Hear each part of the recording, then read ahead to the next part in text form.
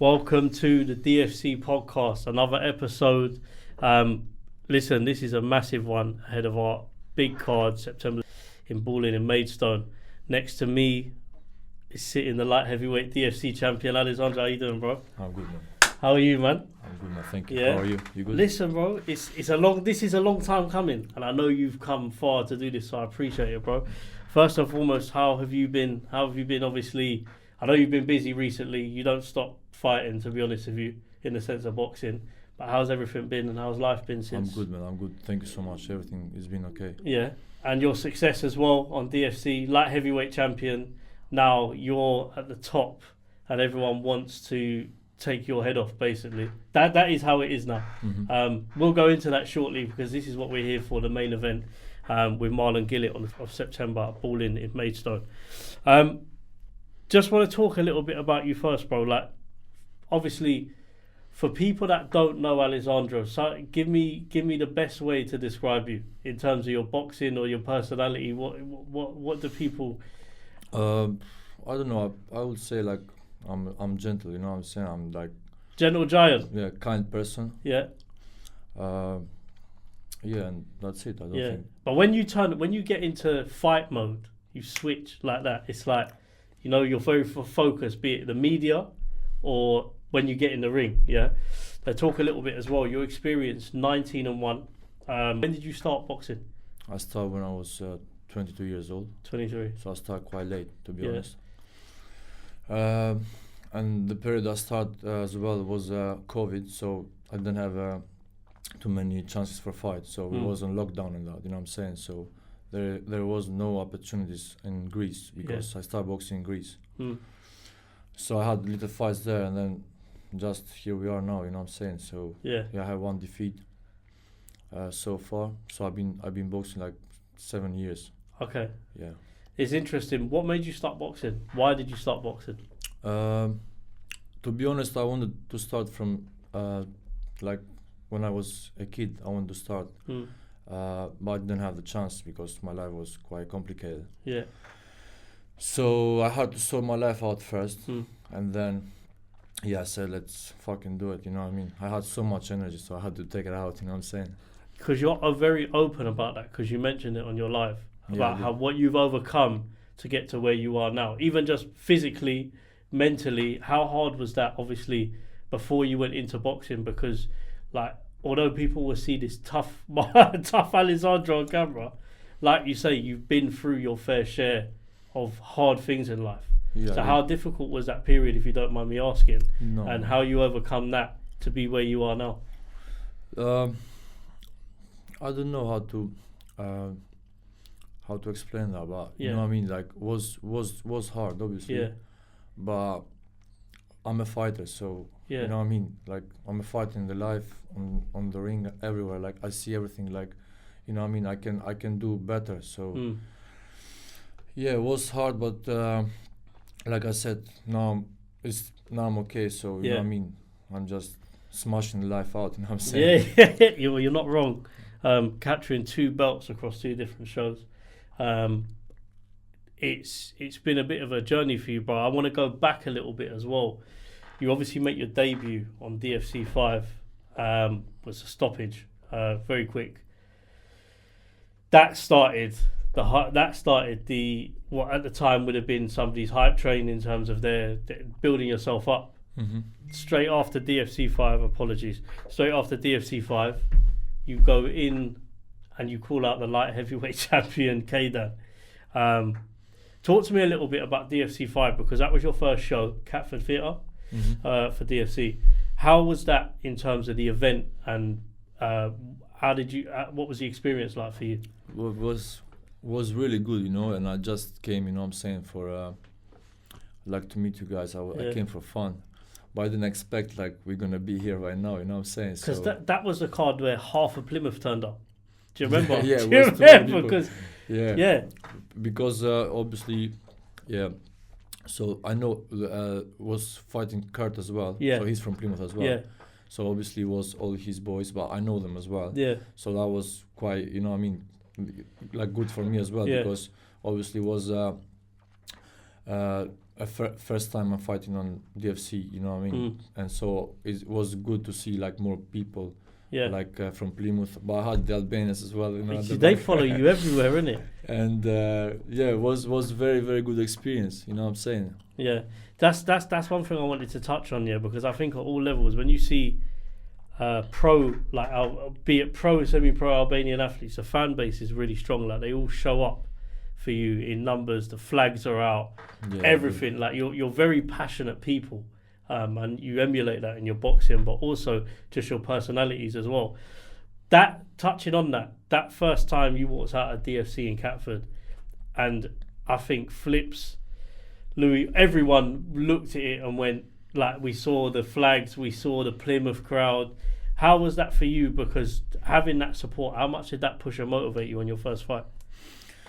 It does motivate me, but to be honest, when I'm fighting, I don't really, you know what I'm saying, I don't really look at these things. Obviously it helps, like I like to see my people, like they support me, but obviously when I'm fighting, I'm locked up there, you know what I'm saying, so I'm just looking to the plan, and then I just go for a war, you know what I'm saying. So it doesn't really, but obviously it's very important having people around you.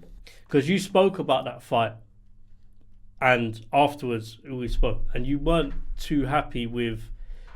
You're quite critical yourself, you know, like to be better. I noticed that with you. So when I spoke to you after DFC 5, he was like, it was too easy. So he was like, I need something now. I need something hard. Is that something? Because in this game, I feel like you get a lot of boxers who can kind of take the easy route, or they take the easy fight, or the journeyman. But for you, is it important to have somewhere in there that matches your ability? Because then we go on to DFC 6, which we'll talk about in a minute.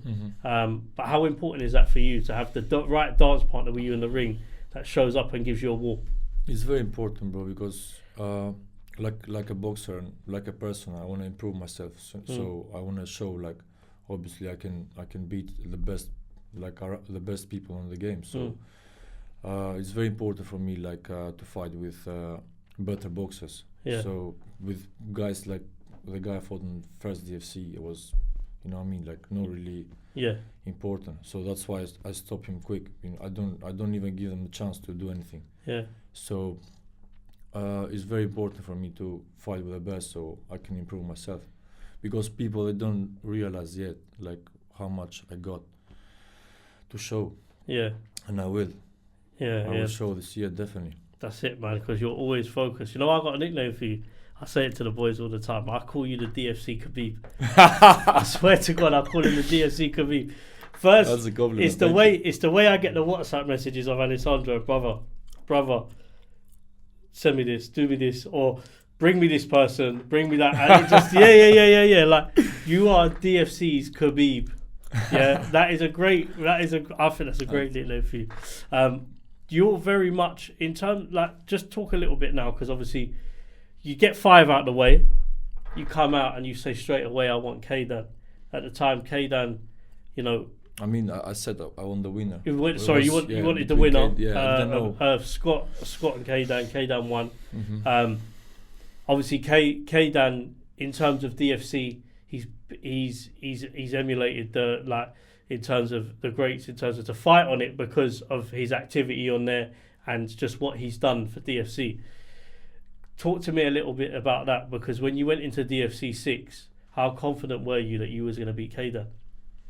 Well, looking at him boxing and seeing him box, what did you take away that made you so confident that you was going to win that fight? Because you come into that very confident in the build-up. Yeah, I did, and I told you, remember, on the live interview as well, like, I'm very confident for this fight, but I didn't say anything like I'm gonna, like, stop him or whatever, you know what I'm saying? But I said I'm confident for the win and I would grab the win.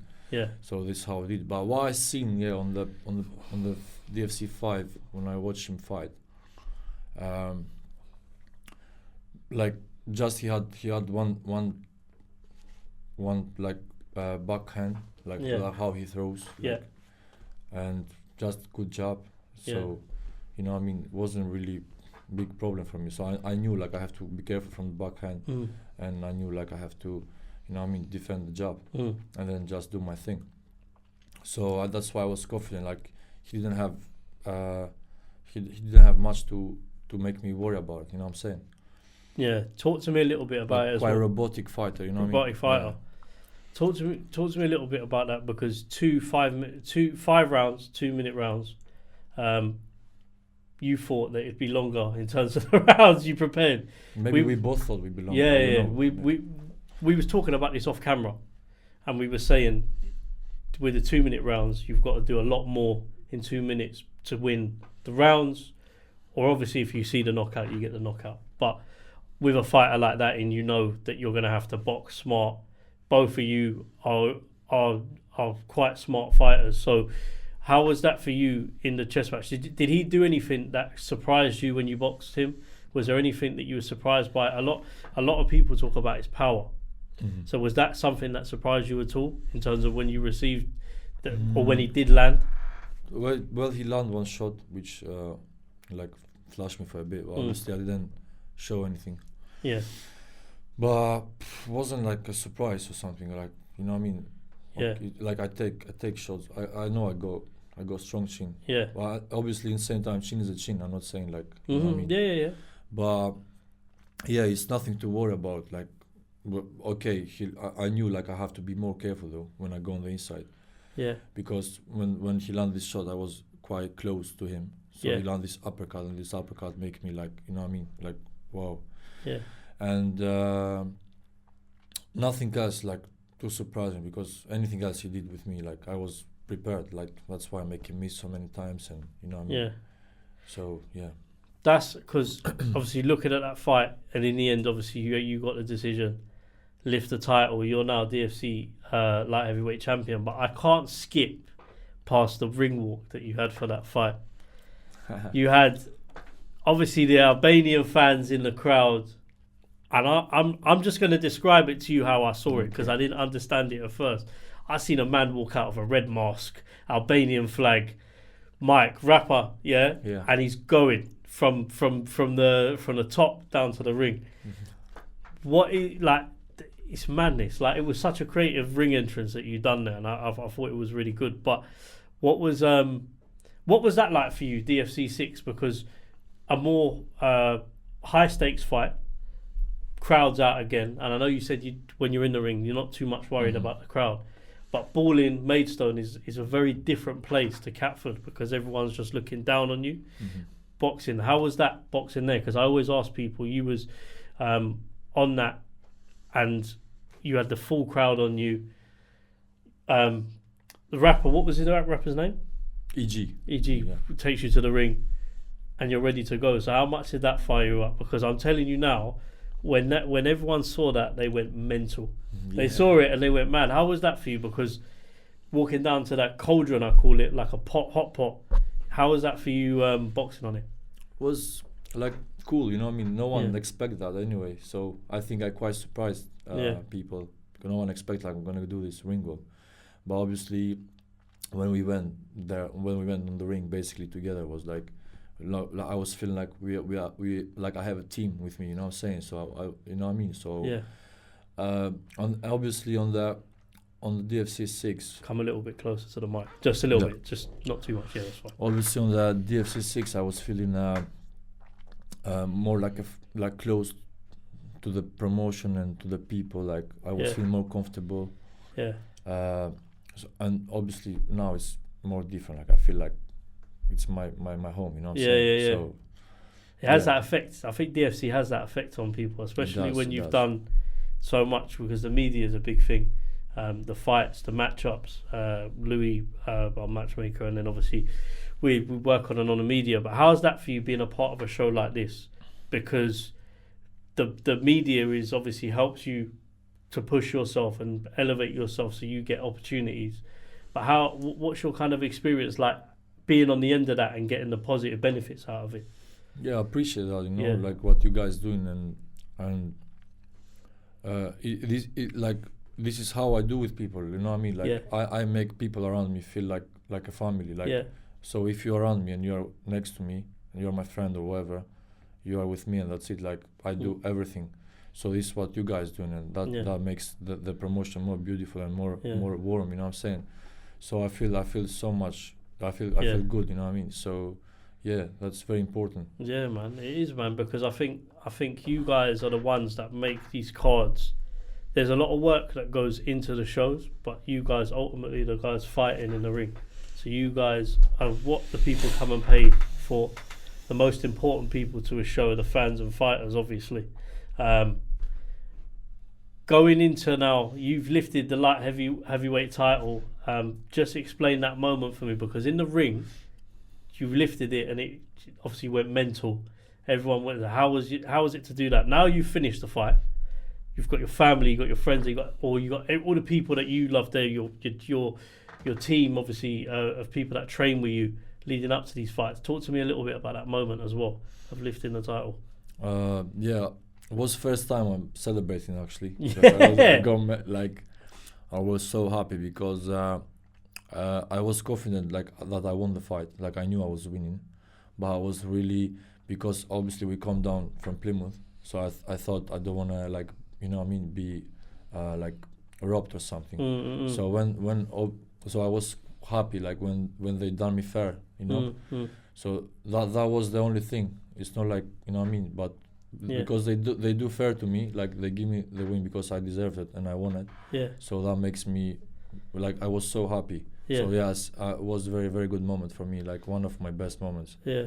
So every time I see that, it's like, I feel very happy and proud, Because that was a big card that you was on as well. But obviously, talk to me a little bit before we get into the nitty gritty of why we're here, because you'll be fighting this man, Marlon Gillett. I know you got a lot to say, but before I go into that, obviously he's fought on DFC 6 on the same card as you. His opponents ended up falling out the ring. Mm-hmm. Talk to me a little bit, because you was quite vocal about that fight.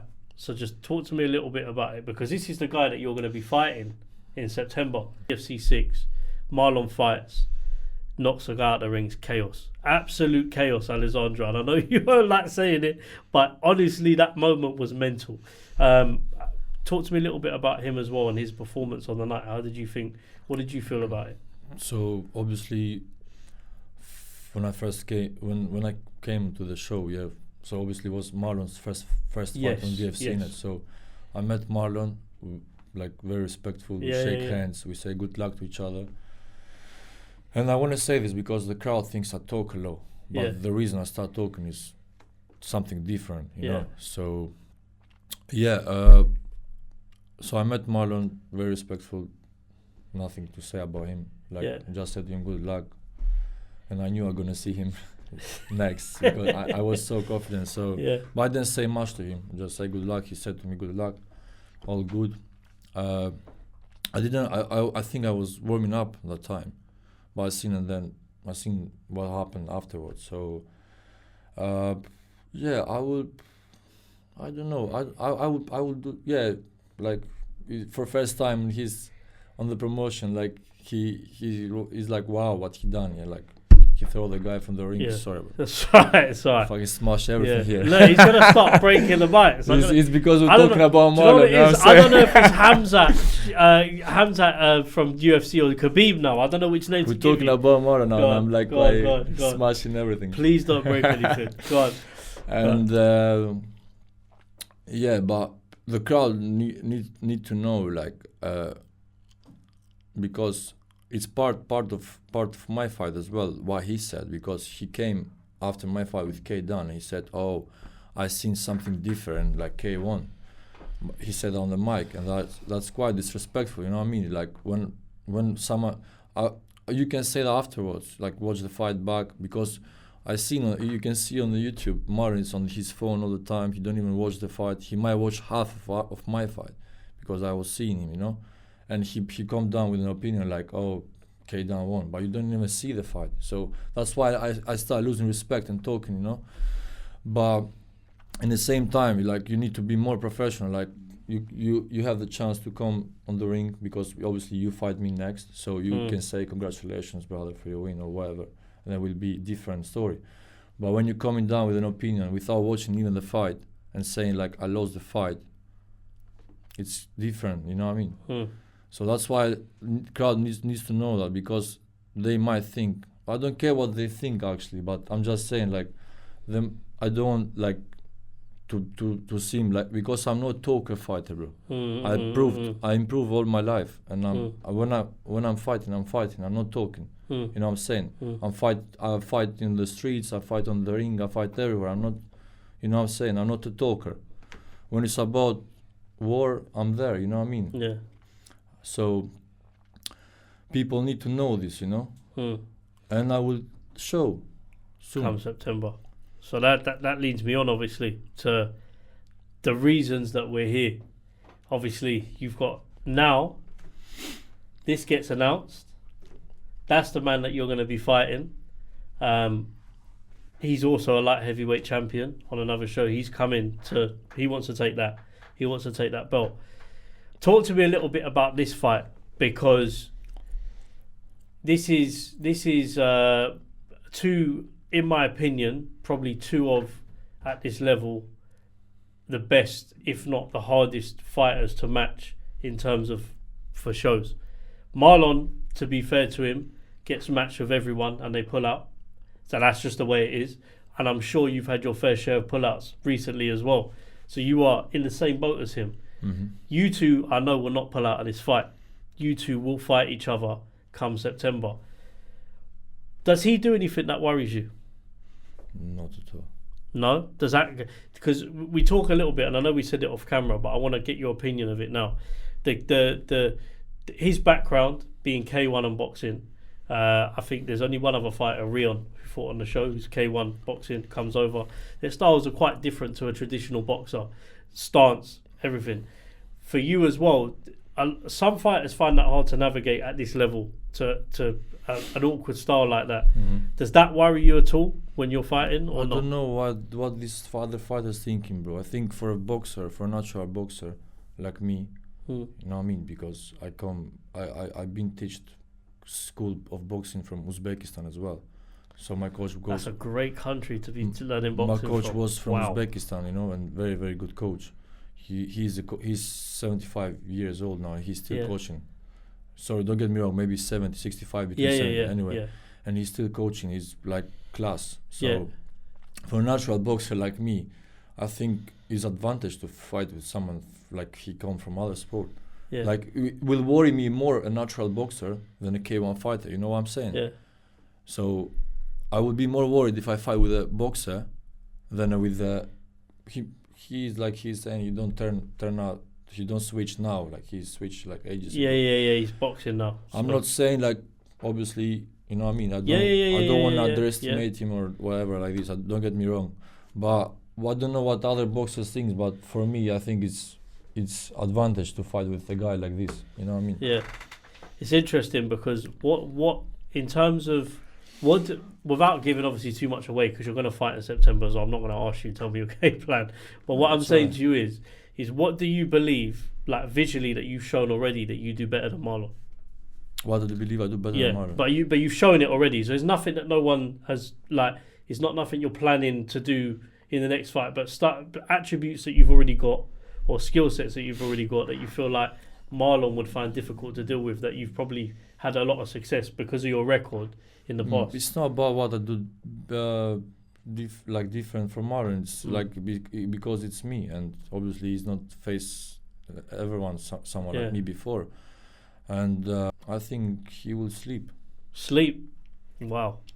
I think he's not gonna take the power. I think I go all the package. Yeah.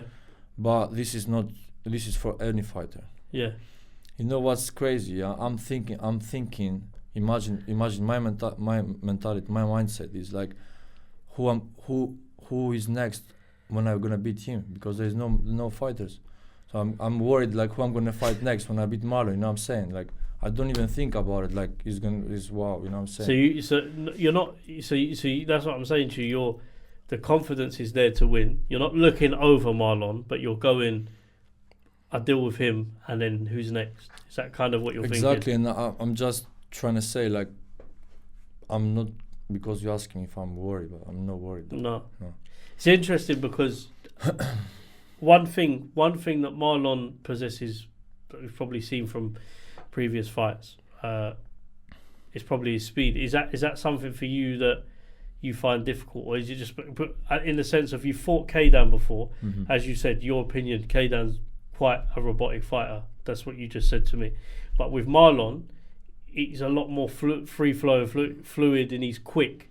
So for you, does that worry you at all, in the sense of you've got to change the way that you do certain things, because you know already that speed's going to be coming to the fight? That's not going to be a shock to you in the ring. So is that something that you've noticed or picked up?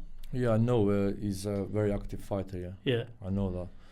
But I'll give you an example. It's like if you see a fast car, fast car when goes too fast and it's like can crash, So that's what I'm saying. I think I'm gonna crush him. I'm gonna stop him, So that doesn't mean if you're active, I make you calm down, Bring him down. So yeah, you know what I'm saying. So, or if you wanna do boxing, you wanna box with me, I will do the same. I will come and smash you. So I can box. I can, like he can do as well. He can box. He can stand there and fight because of K1. Yeah. He's not like, I know he's not gonna run away. Yeah. I know he can stand there and fight. Yeah. But I can do the same. You know what I'm saying? Yeah. So I'm very sure. Like I'm gonna, only if he send me unconscious. Like, don't get me wrong. If you knock me out, fair play. Have you ever been knocked out? No, I never. The loss was that a decision? Not even on the liver. You know the loss you had. The loss was decision, and we had the rematch as well last year, and he did, and a week before he pulled out as well, and was for a belt as well. Okay. So he when I lost was for a belt. He grabbed the belt. Then we had a rematch again. So he had 2 belts. So we had the rematch for both belts. Yeah. And a week before the fight, he pulled out. So he didn't fight me. So that's what I'm saying to you, in the sense of, and to be fair, so this is what I'm saying to you. This is what makes this fight interesting. You've never been knocked down. He's never been knocked down. Someone's. This is either going to be fight in terms of a decision, or it's going to be fireworks. And if it's fireworks, someone's knockout has got to go. Do you see what I'm saying? But it's what makes it an interesting fight, and this is why this is a main event. Massive fight again in Ballin. You're obviously defending that. You come in as a champion, he comes in as a challenger on this. So all that matters is at the moment you're DFC champion and he's a challenger. For you as well. The thing is, he don't have the time to be knocked out, bro, because he's been fighting 3-2s, 3-3s. So I want the time, So I want minimum like 5 rounds or 6 rounds or 8, but minimum 5 threes I want for this fight, because it's a main event as well. So we want 5 threes. Flips, my boy. Minimum 5 threes, please, for this fight. And tell Marlon he needs to be on the road every day, because I seen him on the last fight. He looks unfit. So I don't think so he's gonna make these rounds. So tell him to go on the roads and run a little bit, because on the last fight he was embarrassing performance. So that, especially his last fight, make me so confident for my win in September. That was on BXGP against BXGP a couple of weeks ago. I don't want to say anything for the guy as well, because I don't want to speak about people I don't know, but let's be honest, like it wasn't a good level boxer as well. So his performance for me was embarrassing, and his performance makes me like double confident for my win in September. Let me ask you a question. If you had the choice, or you could see the future, what round do you, or what? How do you see? You obviously said knockout with Marlon, ideally, but naturally, when you get there on the night, you're not gonna force it. If it comes, it comes, and you just work to box. But how ideally in your head do you see that fight going? Is there a round that you've got in your head, or is it just? Is there a round? That's a spicy question. Yeah. Because if I say it's many people that might confirm things. So I just leave it for the night. Yeah. I just leave it. can you confirm the way you finished the fight? No. but I know, I've been said to my people how though. Okay. My people know, and obviously. So it's a surprise for everyone on the night. Yeah, but my people know though how. It's interesting because, like, from the point of view of a spectator, this fight has so many. So it's an interesting fight. You're both good boxers, bro. Like I'll be brutally honest with you. You're both good boxers. I'll say that to you now, and I'll tell Marlon the same thing. You're both good boxers, and this is what makes this fight interesting. For you as well, if you had to look down that camera as a last message to Marlon, what have you got to say to him? Because this might be before the face-off the last time you might physically speak to him, because I know you want to do a face-off. But what have you got to say to him? If that camera's Marlon now, what have you got to say? I'm not gonna say anything because I'm not a message boy, you know. I'm not a message man. But the only thing I want to say, whatever I said, I'm gonna do it. So I said I would stop you, and this is what's gonna happen. Yeah, it's crazy, man. And look, before we end, because this comes to a big event, so make sure you guys come down in September to DFC in Ballin, Maidstone. Seeing Alessandro and Marlon main event for the DFC light heavyweight title. Alessandro is the man being hunted by everyone now. So this is the responsibility you got, bro. I'm sure you love it. Bro, I'm going to ask you a question. Your country's produced a lot of great combat sports athletes, but also for you, just in general, when you're watching boxing, I know you're a fan of boxing, who are kind of the 2 or 3 boxers that it could be at a professional level, doesn't have to be in order, just your 3 favourite fighters that you like to watch and why? I like to watch Lomachenko. Unreal fighter. Yeah. Dancer. Crazy. Bivol, Dimitri Bivol. I like Usyk as well. Yeah, I think so. So, you know, mate, it's interesting because it's the way that they've all kind of been brought up to box as well. Very regiment, militant. I always say this, that I believe with the pro boxers, I think when you look at the likes of Bivol, Beterbiev, Usyk, Lomachenko, there's a certain way that they're trained growing up. I don't think a lot of the Western... Don't get me wrong, you know what I was thinking? I was thinking like our fight with Marlon is like Dimitri and Beterbiev. That's on it. The unlicensed thing, though, you know what I'm saying? So this is... Like it's quite you know, you get what I mean? Yeah, so this like, is Beterbiev. We can make it like that, you know what I mean? Who's who, though? Obviously, with a win, I'm Beterbiev on the first one, then we're going to see. Okay. That's what I'm saying to you. So, like, those 3 fighters... So those 3 fighters are the kind of fighters you've watched and enjoy watching as well. You've had obviously great people, like even on the pro scene, doing well.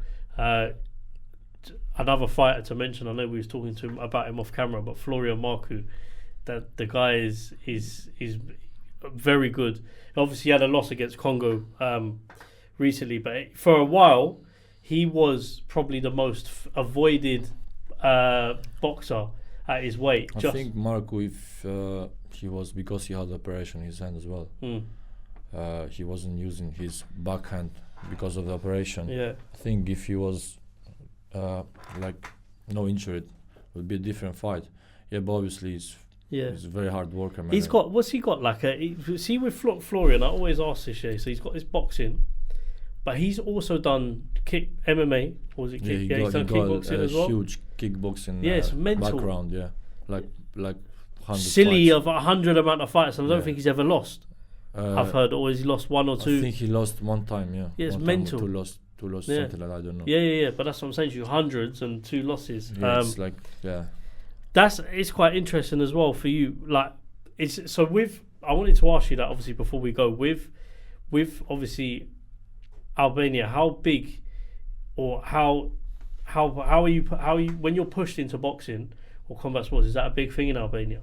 Would you say it's probably bigger than some of the mainstream sports you see? Bro, Albanians are used to do big things, you know. So it's not a big deal, you know. It's like normal, but it's like combat sports is probably the thing that is most watched, you reckon, or just from opinion? Yeah, we do we good everywhere. I think like Albanians in very short period of time done loads of things, and you can hear them everywhere in the world. And we are a very very small country, so we do well in music, in martial arts, in everything. Yeah, it's a good place to visit as well. So I've heard, recently they got a couple of spots I might be going to. They got amazing spots. Yeah, and it's not like it's quite cheap as well. 100%. But it looks nice as well, man. Come September the 29th, I don't know, we spoke to Marlon already, so I'll let you breathe with that one. But for your fans and the people watching, a message to them, because these are the people that are going to be turning up to support you as well. Just talk to me, give them the message about what they can expect to see from Alessandro and why they should come to the fight. My people, they know, so you guys just show up and I make you proud. Yeah. Bro, it's been a pleasure, man. It's been a pleasure. Alessandro, we finally got him here. Can I just say, travelling all the way from Plymouth. I've got his coach here as well in the background who's been with him today. So thank you both for coming down. Thank you. I appreciate it. And I appreciate it as well. Just DFC 9. Make sure you grab your tickets. These will be out and they will be available through the fighters, and you can message on Instagram if need so, the DFC page official, DFC_. I've been Paolo. This has been the main man. I don't know what to end this with, Hamzat or Khabib. I'm gonna go with Hamzat because the smash this guy comment is more Hamzat than Khabib. So I'm here with Alessandro Gatti, man. Nice to see you, bro. Thank you very much, man. And make sure you tune in, like, share, and subscribe, and make sure you follow the socials. Thank you very much. Cheers. Thank you, brother.